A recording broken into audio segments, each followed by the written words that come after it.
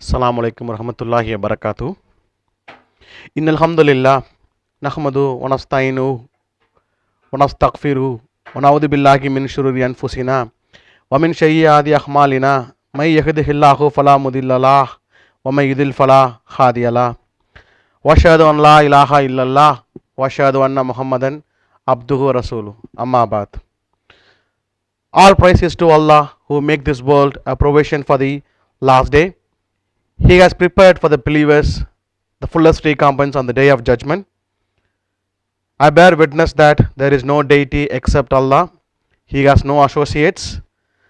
And I also bear witness that Prophet Muhammad sallallahu alaihi wasallam is his messenger. May the peace and blessings of Allah be upon all those who follow them till the day of judgment.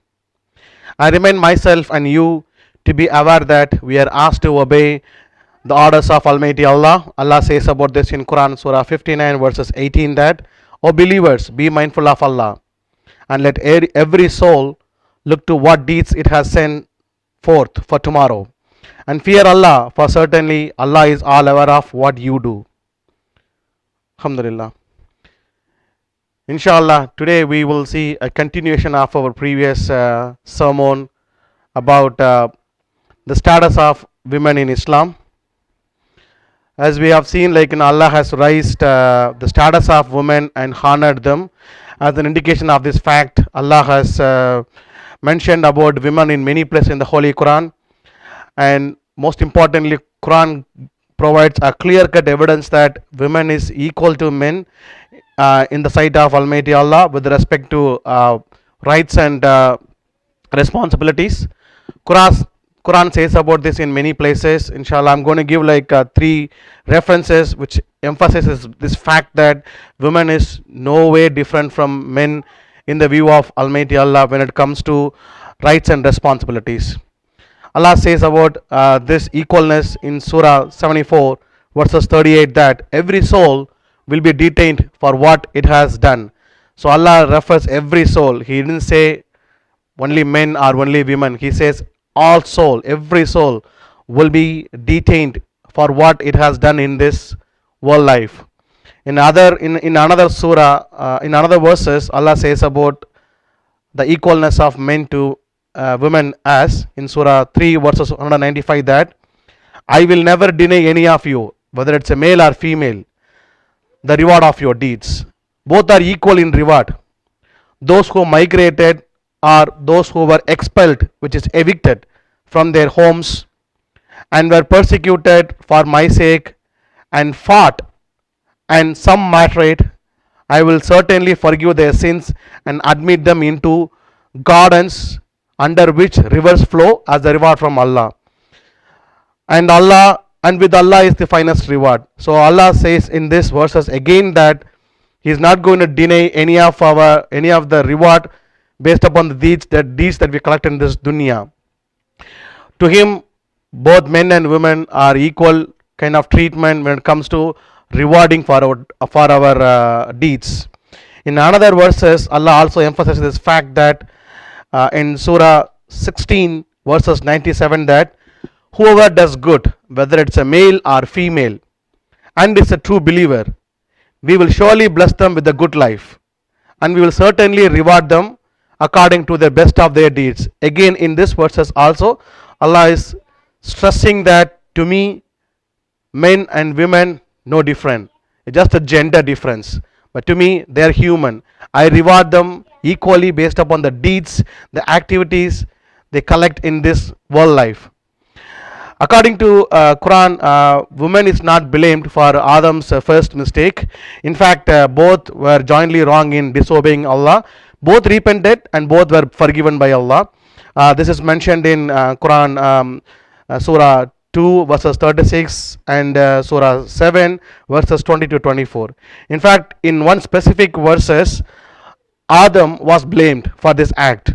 This is mentioned in Quran, Surah 20 verses 121 that so they both ate from the tree, and then their nakedness was exposed to them, prompting them to cover themselves with the leaves from the paradise.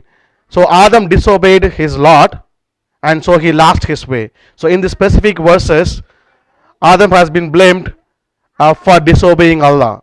But in general, women is not blamed alone. It's been blamed for both, but in the specific verses, Adam was blamed specifically. In terms of religious obligations to women, such as daily prayers, fasting, poor due, pilgrimage, women is no different from men. In fact, in they have in some cases they have certain advantages over men. For example, the women is exempted from fasting and daily prayers when they are menstruating, and is after the childbirth. She is also exempted from fasting during her pregnancy and nursing the baby when she feels it's a health concern to her, also to the baby. She is exempted from fasting, on those days.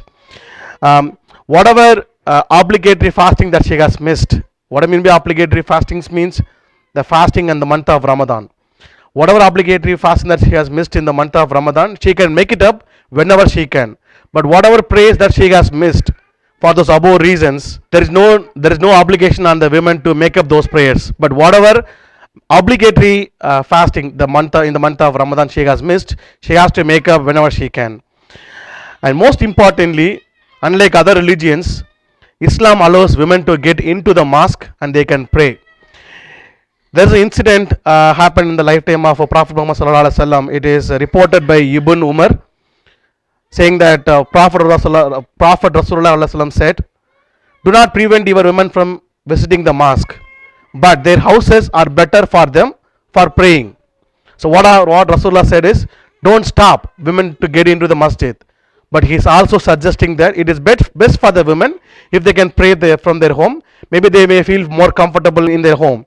This is mentioned in Abu Dawud 567. If you see the same thing against with the other religions, like allowing women to the religious places like a mosque, or the other religions like temple, they have a restriction. They do not let women to get into the core part of the the religious places like in temples. There is a specific a temple in southern part of India. They don't let women to get into the entire premises. They do not allow the women to get into the premises completely. Not even the core of the temple, entire premises they are not letting, especially women, to get into that premises. See the kind of the status that Islam has provided to women. See the same thing on the other side. So Islam is encouraging women to get into the mosque and pray, but it is also suggesting they can do it from their home. The reason most of the time, the reason that we get from the other religion why they are not letting women to get into the holy places is because of their menstruation reasons, or they call it as like kind of infection. They treat such women as if they got some infections like a COVID. Okay, so they say like do not get into the home. I have put a tent outside for you. You stay there. Don't come in. Don't touch any of the household stuffs. Do not cook. Do not get close to the close to the men. Stay outside. So they consider those women as a kind of an infected women. Already they get into like lot of physiological and psychological changes during those hard times of their nature on nature time on the month.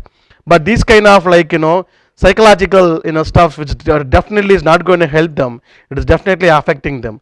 But if you see the same time like the menstruation time with Islam is permitting women to continue their household activities. There is no restriction on her.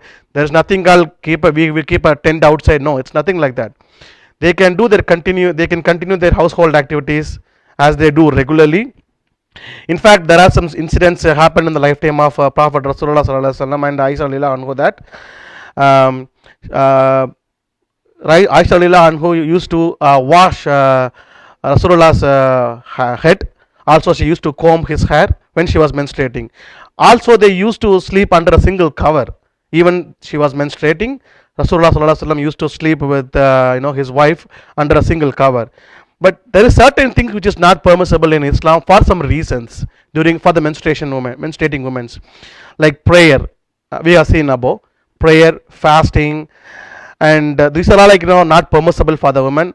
If the woman is doing Hajj, if she is performing Hajj, and during the Hajj if she gets into that nature call of menstruation, the only restriction she has is she can continue all the ceremonies of Hajj, except that she no need to she no need to do a tawaf, like which is surrounding, which is kind of rounding the Kaaba. That's the only restriction, to the women. It is basically helping them to, like, um, now it is basically helping them to understand that, like, they can continue the day-to-day activities, but they have to think that, like, there's no obligatory obligation on them to fast, pray. So Islam has given like such a status to women, but unlike other religions, which is totally a different view actually. So inshallah, in this sermon we will talk about the different phases that a girl baby gets into her lifetime.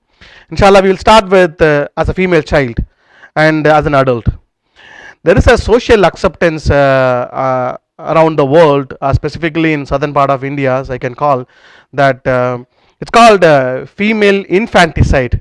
Infanticide means killing of a newborn girl baby, a newborn basically, but this is like female infanticide, which is killing of a newborn girl baby. Quran forbids these customs, and strongly says that it is like a crime, just like in any other murder. So as Allah says about this, infanticide in Quran, Surah 81, verses 8 and 9, that when the female infant buried alive, it will be questioned for what crime the baby was killed for.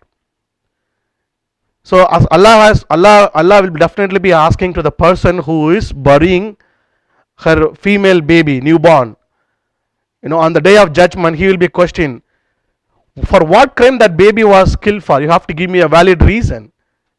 Okay, but if you see the other religions, like especially again in southern part of the India, they give something called like a poisoned milk, to kill the baby. And even there are some places we are seeing, like girls are being mistreated, when I say like mishandled, in the same home when there is a man and a male babies are there. So in the same family they treat male baby separately, male baby in a different view, in a different gracious manner, but in the other way, like for the female baby, they do not do the same thing. If you can see that example when it comes to at the time of their marriage, or when it comes to the time of splitting their their household possessions, like inheritance. Allah is also criticizing such parents who have who reject the female babies. He has condemned very strongly. Allah says about this in Surah 16 verses 58 and 59 as, whenever one of them is given a good news that a girl baby, his face grows gloomy, which is dark, and he suppresses his rage. He hides himself from the people because the reason that he got a bad news. If he keep her disgrace, like he is not growing her well, or if he bury her alive in the ground, only evil is their judgment. Whatever good deeds that they collect doesn't matter, but if they do not rise up the female baby that they have got in a good manner, or if they bury their female baby alive, the only judgment they will get on the day of judgment day is evil. It is also there is another incident in the lifetime of Prophet Muhammad Sallallahu Alaihi Wasallam regarding female baby. Is a man who brought up two girls properly till they grow up. He and I would come together very closely on the day of resurrection. When he says that, when Prophet Sallallahu Alaihi Wasallam says that, he has used his finger like this one. He will be like that close. He and the person who has raised two daughters, till they till they grow up in a proper way. Rasulullah Sallallahu Alaihi Wasallam will come together with the person who has raised his girl babies in a good manner till they grow up. So Islam is saying, like Islam is encouraging female babies, because female baby will bring a lot of benefits on the day of judgment to the parents, and Islam is really liking women are no way different from men. So if you got a male baby, you should get the same feeling as you should rise up the same way as if you got like a female baby. The next phase that a woman gets into her lifetime is as a wife. The Quran clearly indicates that marriage, it's an event of sharing between two halves of the society. Among us, the most impressive verses in the Quran, there is one specific verses about marriage which is very very impressive one. That is in Surah 30 verses 21. Allah says, one of his sign is that he created for you spouses from among yourself, and so that you find comfort in it. Like, we always look for someone who is on our wavelength, right, to find ourselves in comfort zone. So Allah says that I have created your spouses from yourself only, so you will be comfortable with them only. I didn't create you from a different human or from a different anatomy. I created your spouses from you only, from kind of your anatomy, nature only, so that you can find a comfort in them. And Allah also added onto that one, like, and he has placed between both of you a compassion and mercy, so that you can live a good life, not to break up the marriage. Surely in the signs are people who reflect.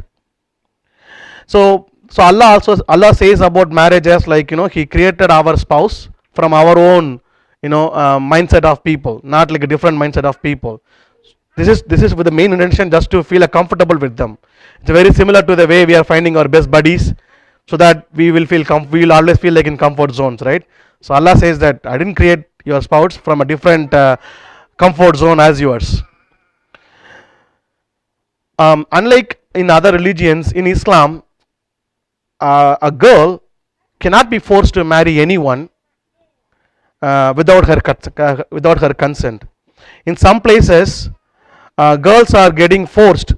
In some cases, they are getting threatened to marry someone within their caste or within their group, so as to maintain their pride, also their family status. Islam is totally forbidding that. If a girl doesn't like the groom that has been arranged by her father or her parents, if she doesn't like it, she has the full rights to invalidate that proposal. We are going to see some of the evidences, from the lifetime of Prophet Muhammad about this fact. Abdul Rahman bin Yasid al Ansari is saying that it is a man among them arranged a marriage for his daughter, and she did not like the marriage arranged by her father. So she went to Prophet Muhammad and she told about the news. What Rasulullah did is he annulled the marriage, which is he has invalidated the marriage. But later the woman got engaged or married with different men. So what we are trying to understand is here, like, if a girl is raising a concern that I am not happy with the groom that's been selected by my parents, she has every right to call that I'm going to invalidate this marriage because I don't like this proposal. There's another incident regarding the same subject. It was narrated by Ibn Buraida that his father said, a girl came to Prophet and she said, my father married me to his brother's son, so that he might raise his status thereby. Prophet gave her two choices. Either she can accept the marriage or invalidate it. But she said, I approve of what my parents did. And I also wanted to let women know that their fathers have no rights to force them to get married to someone else that they like. So these two incidents is clearly giving an indication that woman has the complete rights to select their groom. There is no role for the parents or relatives to play in selecting a groom for a girl. If a girl doesn't like the groom, that's it. It ends there. It's not going to be a successful marriage. So she can call it out right away. She have the rights. But if you look at the other religions, no. She will be squeezed. She will be suppressed. She will even be threatened, to marry someone that the parent wants her to marry. There are, besides all these benefits that a woman has during her marriage, she is getting a special order that she has the full right for her mahar, which is usually a gift from her husband on the day of her marriage.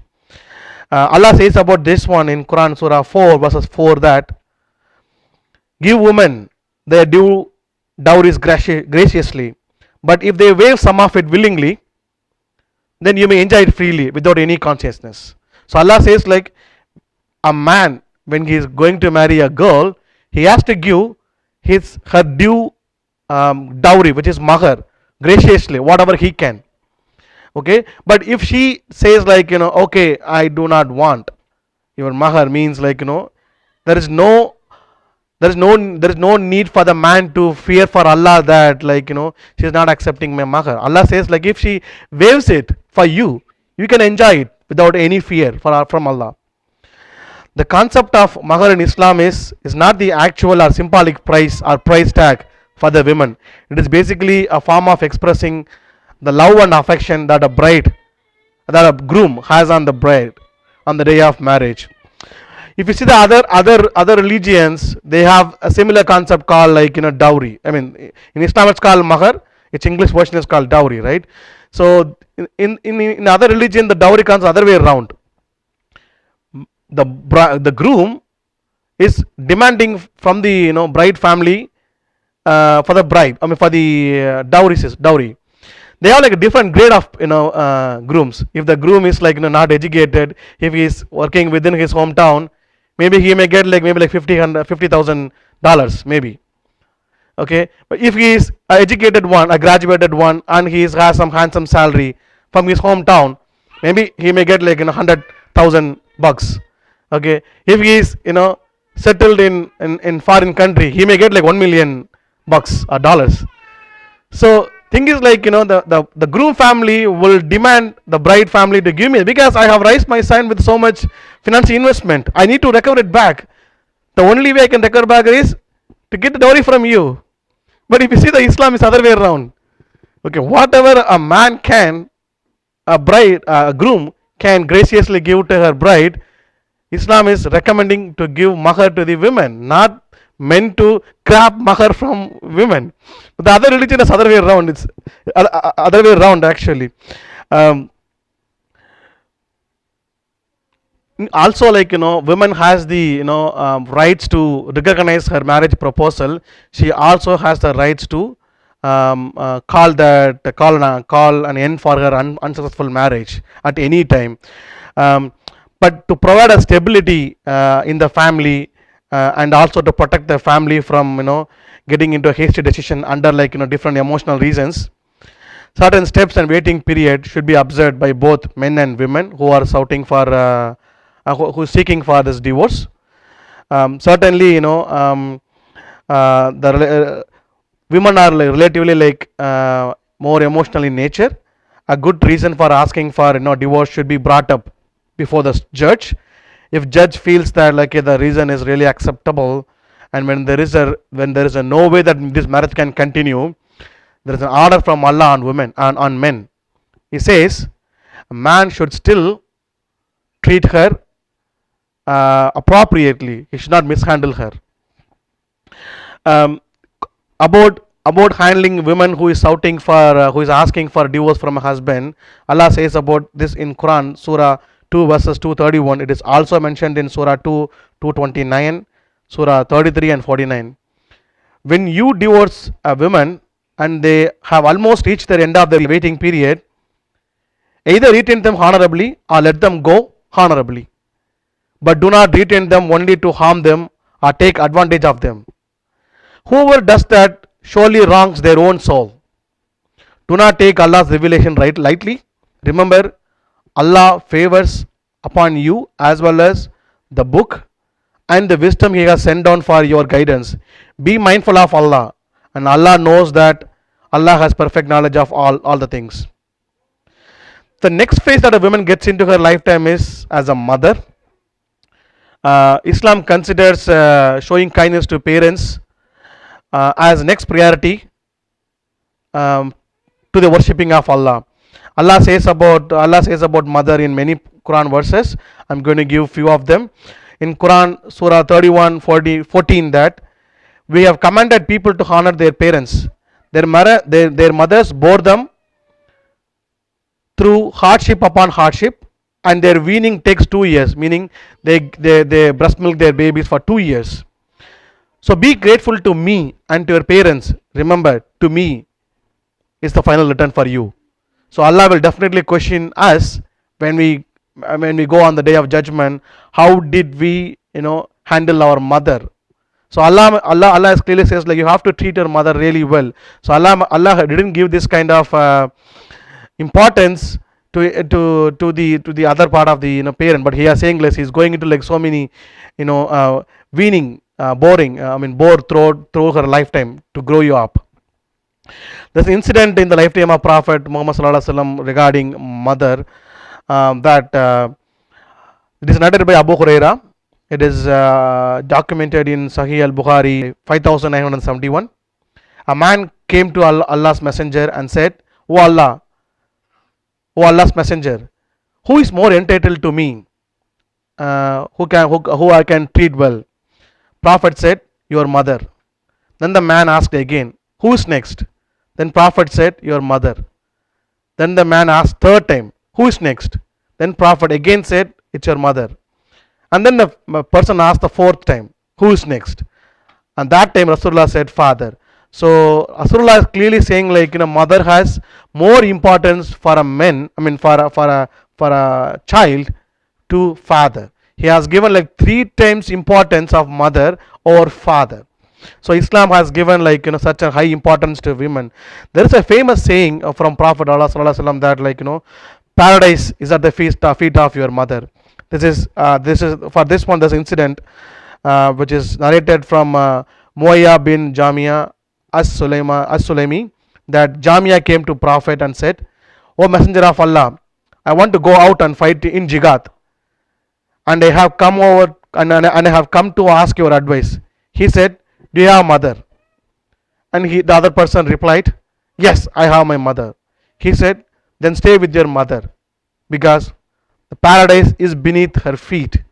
So Islam is giving in the great importance to women from the different stages that she gets into, right from the childhood, when she is getting into adult stage, and also when it comes to the important phase of marriage proposals, which is wife, and also when she get into the stage of mother. So inshallah, in the second speech, inshallah, I'll try to summarize these points, inshallah. Assalamu alaikum. Assalamu alaikum warahmatullahi wabarakatuh. So, like we mentioned in the first speech, Islam is Quran, and Islam law is from Islam law. Women is no way different from man, right from the time she born till the time she gets into the stage of mother. There are some more aspect I want to touch upon, which is like, what is the status that women gets from the economic aspect. So, with regards to women's rights to seek an employment, we should be knowing that this first, like, Islam considers women's role as a wife and as a mother as a more sacred and essential one, but it does not forbid women from seeking for an employment. She can still continue to go for an employment, but Islam considers her role as a mother and as a wife is most important than others. um, Women can go and seek for an employment, whatever field that suits for her, for nature. Mostly, if you see, like, most of the women are very kind in heart. They are most suited on nursing, teaching, especially kids, and medicine. Moreover, there is no restriction for them to get benefit from the field that they're expertise into. Regarding their rights about the inheritance, there is one Quran verses 4 and 7. For men, there is a share is what their parents and close relatives leave, and for women, there is a share of what their parents and close relative leave. Whether it is little or much, it is an obligatory share for the women. In some in general, women gets half of the share of a man, but that doesn't mean, like, they're half of the worth of a man. They are like equal worth, actually. In Islam, like, women are more secure financially, and they are far less burdened with any claims on her possessions. Her possessions before marriage doesn't get transferred to her husband after the marriage. While during the marriage, even she can continue to keep her maiden name, after the marriage also. There is no that's the way of Allah. I mean, Allah likes that way. Allah says about this in Quran, Surah 33, verses 5, that call them by the name of their fathers. It is more just in the sight of Allah. We are seeing some people are like, after the marriage, they are changing their last name with their husband name. Even we are seeing this among the Islamic people, but Muslim people. But there is no such thing in Islam. Islam likes girls to continue their last name, which is their father name, after the marriage as well, because on the day of judgment they will be called upon their father names only. If you see the history of Islam, like Prophet Muhammad Sallallahu Alaihi Wasallam's lifetime, we are seeing like so many women names across many part of the hadiths. So to name few, Khadija bin Khalid, Aisha bin Abu Bakr, Sauda bin Sama, Hafsa bin Umar ibn al-Khattab. These are some of the names of wives of Prophet Muhammad Sallallahu Alaihi Wasallam. He has such a great status in Allah, also in people said. Even for his wife also, he didn't even for his wife also, there is no evidence that they are being called after his name. They still be continued to call by their father name or their last name. In Islam, woman has no obligation to spend on her family out of her possession and also from her marriage. I mean, also from her income after the marriage. If woman got divorced, she has every right to claim for the alimony, which is court-ordered payment from the husband, I mean ex-husband. Regarding political aspect, women, Islam has given women uh, um, all the privileges for women to be involved in every serious discussions. Doesn't when it comes to political or when it comes to some safety of the people. Uh, During the caliphate of Umar ibn al-Khattab, a woman argued with him in the mosque, and she proved her point. That made Umar ibn al-Khattab to declare in the presence of people that a woman is right, but Umar is wrong. So Islam is giving all the opportunity for women to be part of the critical decision makings. It is no way forbidding them to be stay out of the critical decisions. There is a common saying in public against Islam that Islam doesn't like to give the head of the state positions to women. It is not like that. It is for some various. It is for some specific reasons. So according to Islam, head of the day state is not just like for a rubber stamp. He should be able. He should lead the people in prayers, especially on Fridays and festivities. He is continuously engaged in the process of decision making, pertaining to the security and well-being of the people. This demanding position, something like a commander of an army, is generally it's inconsistent with the physiological and psychological nature of the women. As we know, women gets into pregnancy periods or they gets into like menstruation period. If there's an emergency situation happen during at that time, due to the nature of their hormone changes on their autonomy, like on their human body, they may make hasty decisions which may lead to um, like undesirable undesirable impacts. But again, there is no rule in Islam that women cannot be a state of the head of the state. But it is just to help her to cope up with her personal natural calls, not to be get strained with like public affairs during those times. So there is a reminder for men that regarding women. Allah says this about this in Quran Surah 2 verses 228, that and they women have rights similar to you, which is men, but men are degree above them. So what Allah says about this extra degree to men is they have the responsibility to maintain the women and do give her a protection. This is basically referring like weaker sexes should be protected by the stronger sexes, which is men. It doesn't implies that like men has the superiority over women. It doesn't also implies that if a husband is taking care of his family, he can do a dictatorship over his wife. Islam is not telling like that. um, and also when it comes to family matters, Islam is encouraging people to, I mean husband and wife, to sit together, counsel, and comes to a mutual agreement when it comes to making a family decisions. Quran says about this in Surah 2 verses 233, that if they both, husband and wife, decide to wean the child by mutual consent, like when they decide to stop breast milking the baby, after consultation, they make the decision mutually, means after consultation, there is no blame on them that they're stopping breast milk. So if they make a mutual agreement, then there won't be any question on them.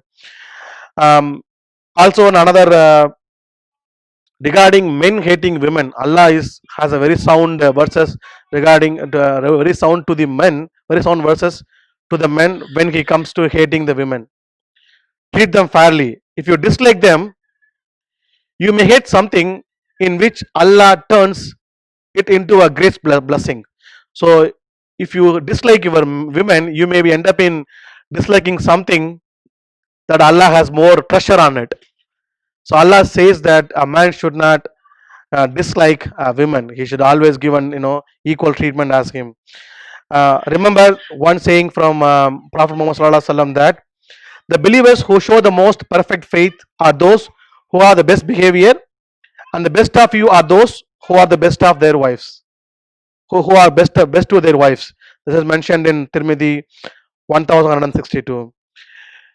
Inshallah, may Allah guide us in the right path. Also, make our women to understand that they have all their rights and responsibilities in Islam. They no need to have an intention. They no need to have an understanding that they are one level below men. No, they are same in the view of Almighty Allah. They will be questioned the way Allah is going to question men. He is going to reward the blessings based upon the deeds that they collect. There is no differentiation from the view of Allah. He is going to reward man differently or women differently. He is going to reward them on the same way. Also, may Allah help man to understand that we should treat women really well. We have great responsibility that you have to give a great maintenance and protection to women. And also may Allah make us to understand that we are no way, as a men, we are no way superior over women. We are same as them in the view of Almighty Allah. May Allah accept all our deeds and make us as a true successful believer on the day of judgment. Alhamdulillah Rabbil Alameen. Assalamu alaikum warahmatullahi wabarakatuh.